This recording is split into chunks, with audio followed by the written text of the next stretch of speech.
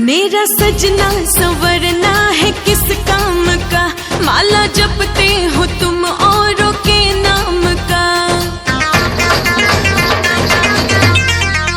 हम मेरा सजना संवरना है किस काम का, माला जपते हो तुम औरों के नाम का। बीवी हो तो बीवी की कदर होगी क्या,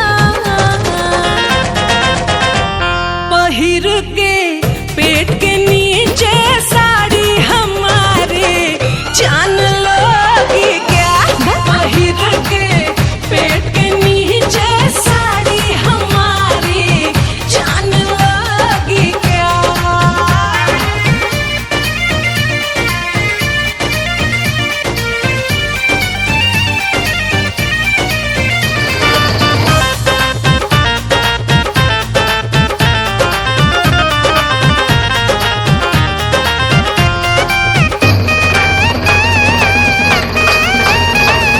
कुछ भी तो बतिया बदल देते हो, सगरो दिलवा के सरधा कुचल देते हो।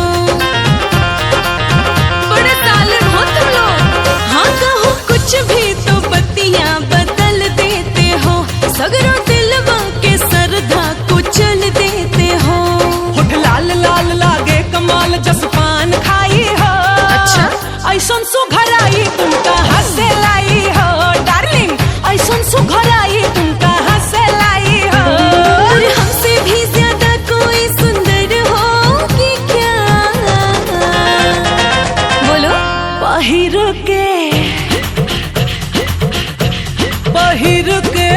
पेट के नीचे साड़ी हमारी जान लोगी क्या, पहिर के पेट के नीचे साड़ी हमारी जान लोगी क्या। बड़े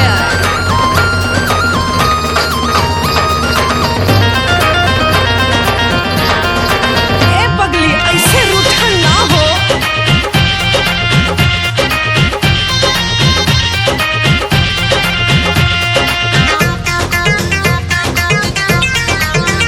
कभी भी